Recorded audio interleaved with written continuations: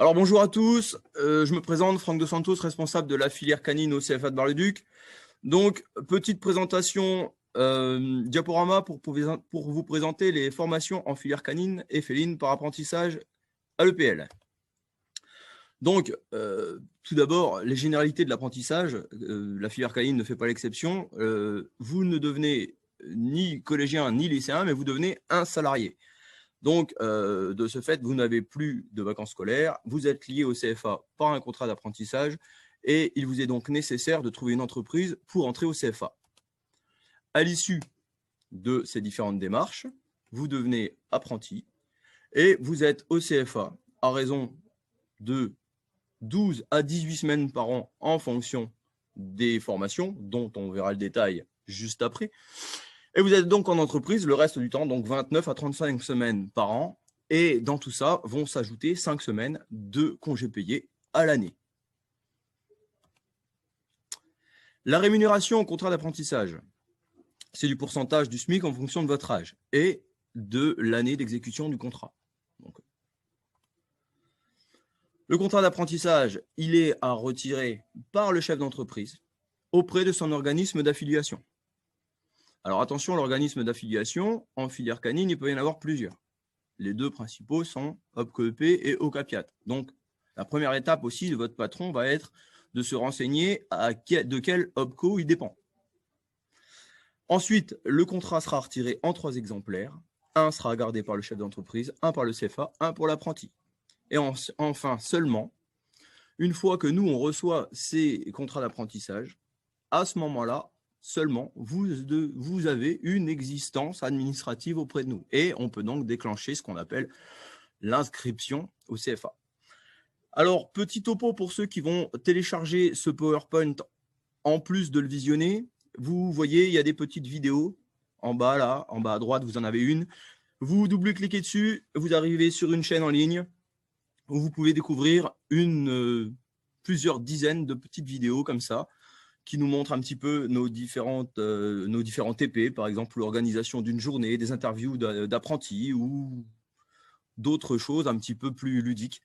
C'est intéressant, je vous conseille de le faire, je vous conseille de télécharger la version PowerPoint qui sera à ouvrir et vous pourrez naviguer tranquille, prendre le temps qu'il faut pour écouter toutes les petites vidéos. Alors, l'organisation d'une semaine de travail, pas d'emploi du temps fixe dans le cursus, c'est-à-dire que contrairement à ce que vous avez pu connaître au collège ou au lycée, vous n'aurez pas un emploi du temps en début d'année que vous conserverez jusqu'à la fin. Pourquoi? Parce que, en l'occurrence, on fait appel à de nombreux professionnels et les professionnels n'ont pas toujours la même dispo d'une semaine à l'autre. Et également, on va se calquer par rapport au calendrier d'évaluation, par exemple. Vous imaginez bien qu'une fois que vous avez passé telle ou telle épreuve, vous aurez moins de matières qui correspondaient à cette épreuve. Forcément, on essaie d'équilibrer sur les 2 années de parcours en fonction les matières en fonction de l'épreuve que vous avez passée derrière. 35 heures de cours hebdomadaires, exactement comme en entreprise, répartis en 3 grandes catégories, des matières générales, il y en a encore un petit peu, des matières professionnelles non spécifiques et des matières professionnelles, des matières techniques de spécialité.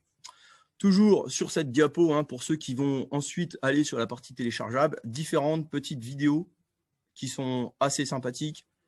Je vous conseille, pareil, de télécharger la bonne version et de regarder ça à tête reposée. Alors, toujours pareil, enseignement riche et ludique avec de nombreuses démonstrations, divers travaux pratiques. Là, encore une fois, une diapo complète sur plein de petites vidéos que vous pouvez regarder tranquillement. Il y a 3 formations au CFA agricole de Bar-le-Duc qui concernent la filière canine. On a donc le BPA, travaux de l'élevage canin félin, qui est un diplôme généraliste de niveau 3, accessible après la 3e ou dès 16 ans. Niveau 3, c'est-à-dire un niveau équivalent CAP. On a donc le bac pro conduite et gestion d'une entreprise du secteur canin félin, qui est, lui, un diplôme de niveau 4, spécialisé dans l'élevage et la gestion de ce type d'exploitation, donc type d'exploitation canine, élevage ou pension canine. Et enfin, le BP éducateur canin, qui est également un diplôme de niveau 4, mais qui est essentiellement centré sur une spécialisation en éducation canine pour devenir éducateur canin. La présentation du BPA, toujours pareil, petite vidéo en bas, dès que vous voyez les 2 bandes noires, réflexe, vidéo, je regarde, tranquille. Le BPA, c'est quoi? C'est un diplôme de niveau 3, c'est un équivalent CAP qui permet d'acquérir de l'expérience professionnelle et d'entrer dans un monde convoité. Pourquoi convoité? Vous le verrez vite quand vous allez essayer de chercher un patron. Il y a beaucoup de demandes et il y a très peu d'offres. Donc, on n'y rentre pas facilement, mais d'y rentrer par l'intermédiaire du BPA, c'est plus facile. Pourquoi c'est plus facile? Parce qu'il y a plus de semaines chez le patron. Donc, forcément, si le patron il a le choix entre un BPA où vous allez être 12 semaines au CFA ou un bac pro où vous allez être 18 à 20 semaines au CFA, forcément, il va choisir le BPA. Donc, c'est plus facile de rentrer par ce biais-là. Et une fois que vous y êtes, vous avez déjà 2 années d'expérience dans la filière. Et à ce moment-là, vous pouvez gravir plus facilement les échelons dans cette filière-là. Vous connaissez déjà des patrons, vous augmentez votre réseau et à ce moment-là, vous progressez. Donc, enseignement ludique et professionnel, accessible après la troisième, de 15 à 29 ans, comme toutes les dispositions par apprentissage. S'adresse aux jeunes intéressés par la filière par le biais de l'apprentissage. Formation généraliste de 2 ans qui aborde les différents débouchés et les activités qu'elle peut porter. Élevage, pension, éducation, toilettage, activités et disciplines sino. Beaucoup de découvertes d'activités sinophiles, même si on ne les pratique pas toutes. Mais l'objectif du BPA, c'est de rester généraliste pour que le jeune puisse se spécialiser à l'issue de ce BPA. Si on détaille un petit peu la partie pédagogique de cette formation BPA, on a environ, je dis bien environ, puisqu'on a dit juste avant que ce n'était pas des semaines d'emploi du temps fixe. Alors, 10 heures environ de matière générale. Donc, ça va être quoi? Ça va être de l'anglais, des maths, de l'informatique, de la communication, de la documentation. Et ensuite, on va avoir 10 heures de matière professionnelle non spécifique. Qu'est-ce qu'on appelle les matières professionnelles non spécifiques? C'est déjà des choses qui vont toucher au monde du travail, mais pas typiques de la filière canine. Donc, on va avoir du droit du travail, forcément. Pourquoi du droit du travail? Votre enfant ou vous devenez un salarié, et lorsque vous devenez un salarié, vous devez maîtriser les règles de base d'un salarié. De l'économie professionnelle, forcément. De la prévention sécurité au travail, toujours pareil, vous devenez un salarié. Si vous travaillez pas forcément comme il le faut au niveau des gestes et postures, par exemple, on peut aller à l'accident. Si on va à l'accident, c'est un problème au niveau de la santé, mais également de l'entreprise. Et enfin, on va avoir 15 heures qui vont vraiment toucher leur discipline. Alors, toujours pareil, environ 15 heures semaine, matières techniques de la filière canine qui vont être notamment de la conduite d'élevage, de la réglementation canine et féline, du toilettage, de la cynophilie, donc qui vont toucher un petit peu toutes les instances officielles, la réglementation des concours, tout ça, qui touche à la filière canine, de l'éducation canine et de la zootechnie. La zootechnie, c'est la biologie appliquée à la production canine. Les examens du BPA. Le BPA n'est pas évalué ni en CCF, ni en examen final. Donc, c'est-à-dire que ça va être ce qu'on appelle des unités capitalisables, des UC. C'est quoi des UC? En fait, ce sont des épreuves qui sont fondées, qui sont construites par l'équipe pédagogique par rapport au référentiel et qui vont être amenés à être passés tout au long du parcours des 2 années, surtout en fin de deuxième année, mais il y en a un petit peu en fin de première année également. Et la particularité de ces épreuves-là, c'est qu'elles doivent toutes obligatoirement être acquises pour valider le diplôme. Alors, l'autre particularité, c'est qu'elles sont également uniquement passées à l'oral ou sous forme pratique. Donc, c'est vraiment quelque chose qui colle au métier, qui colle vraiment à l'aspect professionnalisant, à l'aspect compétence de notre diplôme. Conséquence de ce système UC, on a un diplôme qui tend réellement vers les attentes et les besoins des employeurs, donc ça c'est le côté positif. En cas d'échec à des UC, l'apprenant dispose de 5 ans pour les repasser et valider le diplôme, donc ça c'est bien aussi, parce que c'est forcément, il y a quand même le droit à l'erreur. Mais par contre, aucune impasse n'est tolérée pour l'obtention du diplôme. Oui, forcément, si vous devez valider toutes les UC, aucune impasse n'est tolérée. Pourquoi aucune impasse n'est tolérée? Parce qu'avec ce diplôme qui a répertorié un petit peu l'ensemble des compétences qui doivent être acquises pour devenir un bon salarié, forcément, un employeur va préférer la polyvalence d'un ensemble de compétences, plutôt que la spécialisation dans une ou deux compétences, et que dans, par exemple, des compétences secondaires, l'apprenti serait médiocre. Ça ne va pas. Ça n'entraîne pas de l'employabilité. Et si ça n'entraîne pas de l'employabilité, on n'est pas sur un profil qui correspond à un BPA. Donc, on a un temps de formation au CFA qui est très court. Donc, forcément, des connaissances à assimiler en peu de temps. Et qui dit peu de temps, dit une absolue nécessité d'être attentif, régulier et investi. Rappelez-vous ce qu'on a dit. Vous êtes peu de temps chez nous. Peu de temps chez nous, ça veut dire nécessaire, nécessité d'être assidu et régulier dans le travail. Ensuite, on a le bac pro. Le bac pro qui est donc un diplôme de niveau 4, donc qui permet d'acquérir de l'expérience professionnelle, de l'entrée dans un monde convoité, mais qui permet également d'apprendre à gérer son futur élevage ou pension canine. C'est aussi le but de la manœuvre. C'est toujours un enseignement professionnel et généraliste. Attention, la petite particularité du CFA de Bar-le-Duc, c'est qu'on a fait le choix de ne pas avoir de classe de seconde. C'est-à-dire que notre parcours ne se fait que sur la première et la terminale. Donc, ça nécessite d'avoir fait déjà une seconde. Alors, une seconde, soit dans un établissement général ou technologique, soit une seconde bac pro ailleurs. Mais bon, dans tous les cas, il nous faudra avoir validé une seconde pour prétendre arriver chez nous. Soit un BPA, le diplôme que je vous ai présenté juste avant. C'est-à-dire qu'après ce BPA de 2 ans, votre enfant ou vous-même, si vous vous sentez capable de progresser sur un niveau supérieur, être capable, vous pouvez vous positionner sur un bac pro. Et à ce moment-là, vous allez avoir donc le parcours bac pro qui ne se sera pas fait en 3 ans comme la plupart des bacs, mais en 4 ans, puisque vous aurez eu 2 années de BPA et 2 années de bac pro. Alors souvent, dans la tête des parents, on a la réflexion, ah bah oui, mais du coup, il a perdu une année. Et non. En apprentissage, on ne perd pas d'année. L'apprentissage, c'est de l'expérience professionnelle, et l'expérience professionnelle, c'est à vie sur un CV. Donc, une année d'apprentissage, c'est jamais une année de perdu. C'est une formation spécialisée de 2 ans, forcément. Alors, théoriquement, je devrais dire 3 ans, mais c'est 2 ans chez nous, une seconde fait ailleurs, et 2 années spécialisées chez nous, qui va aborder les différents débouchés, et qui aborde les activités qu'elle peut porter, élevage, pension, éducation, toilettage, activités et disciplines sino. 15 heures de matière générale, vous voyez que là, on progresse quand même de façon assez conséquente par rapport au BPA. On a quand même beaucoup plus de matière générale. Donc, toujours les mêmes matières générales. 10 heures de matière professionnelle non spécifique, donc qui vont être essentiellement un petit peu de protection sociale, mais beaucoup d'éco-professionnels, forcément, il ne faut pas oublier. L'objectif du bac pro, c'est de savoir gérer un élevage ou une pension. Attention, il y a beaucoup d'éco-professionnels. Un petit peu d'équipement agricole, prévention, sécu. Ça reste anecdotique. On est essentiellement centré sur de l'éco-pro. Et enfin, toute la partie technique de filière canine-féline, vous voyez, ça baisse, forcément. C'est compensé par l'augmentation des matières générales. Toujours pareil, conduite, réglementation, toilettage, cyno, éducation canine, ésotechnie. Les examens du bac pro, c'est différent. Cette fois-ci, on revient sur un parcours bac et donc on va avoir donc des CCF, des contrôles en cours de formation. Pour ceux qui ne connaissent pas, c'est simplement une sorte de contrôle continu. Ce sont des épreuves qui vous sont effectuées tout au long des 2 années, surtout en 2e année, pour lesquelles on va faire la moyenne et à la fin, en fonction de cette moyenne et des résultats des épreuves finales, on fait la moyenne de tout ça. S'il y a au-dessus de 10, le bac est acquis. Si on est en dessous de 10, le bac est loupé. Tout simplement. On revient sur un parcours que vous connaissez un petit peu plus. Donc, on est toujours sur le même concept, sauf qu'on est sur du CCF. Les épreuves sont en adéquation avec le référentiel. Les notes sont comptabilisées, ajoutées aux notes des épreuves terminales. Et enfin, on fait la moyenne. Et s'il valide, c'est go.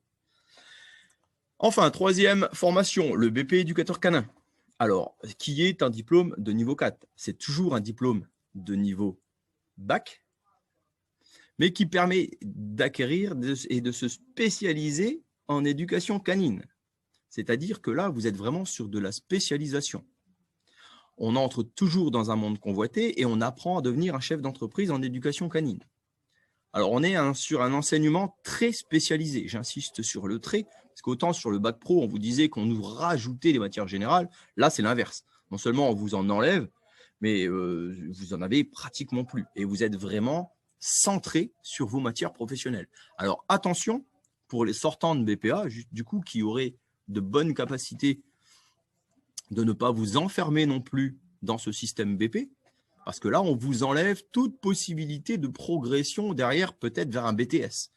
Vous imaginez bien, en sortant de BPA, où vous avez eu déjà peu de matière générale, si vous partez sur un BP où vous allez en avoir quasiment plus du tout, vous n'arriverez plus à revenir 2 ans après sur un BTS. Ça, c'est mort. Parce que vous aurez perdu l'automatisme de côté scolaire et le côté progression et assimilation des matières générales.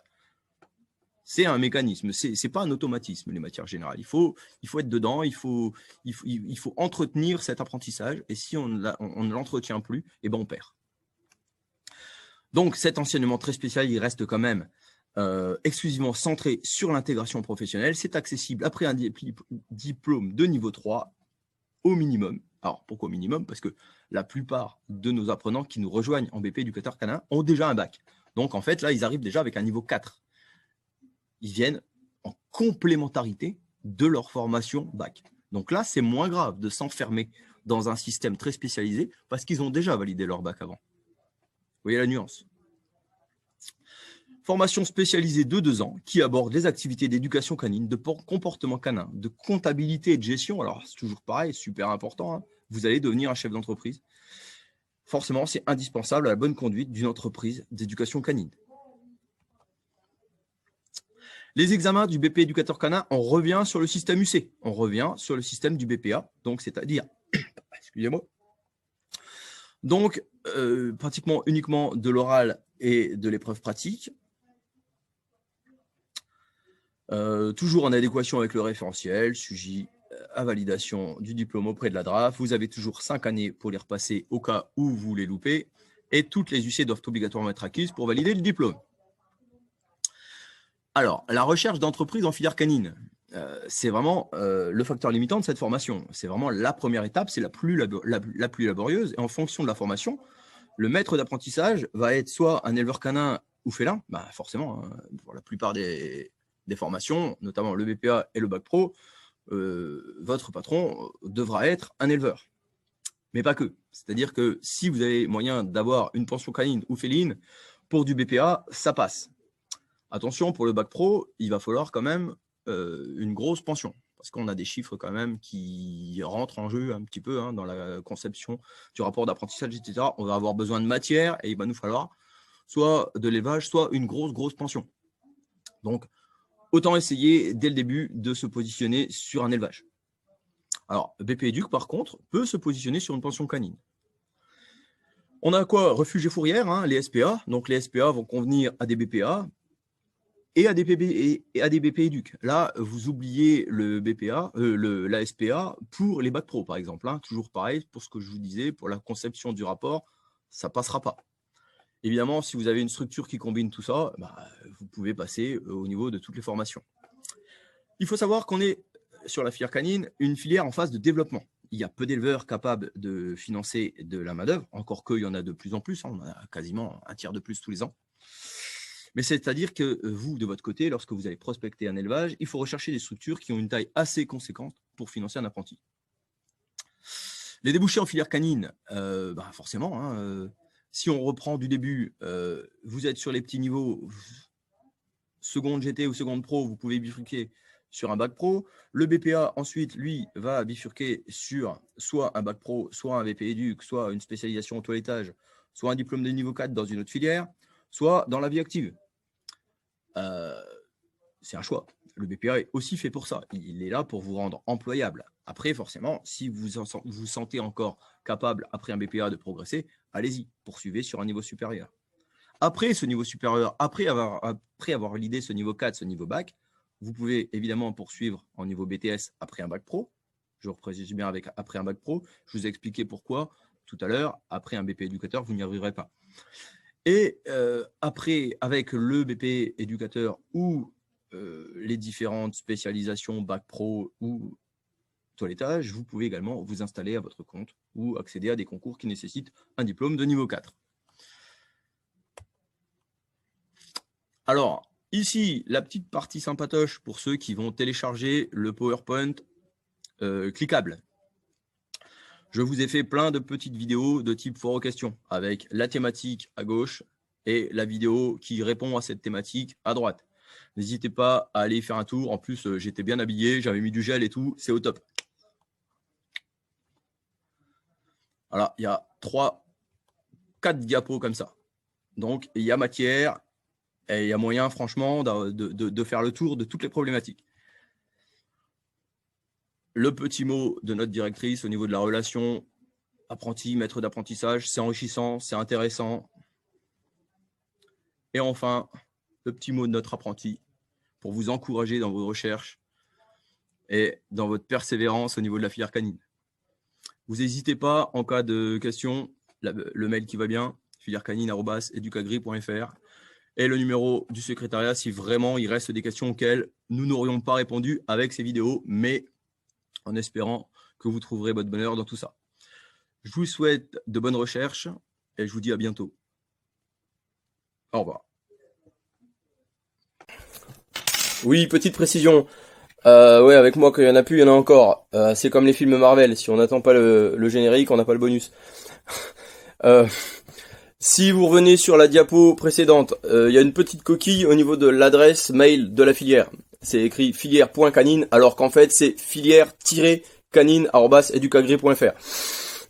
J'avais pas forcément envie de refaire 20 minutes de diaporama commenté, donc en fait, petit erratum, vous corrigez bien ça, on est sur filière canine, comme je vous l'ai mentionné sur cette diapo-là, filière-canine@educagri.fr. Voilà, cette fois-ci normalement, c'est la bonne. À bientôt.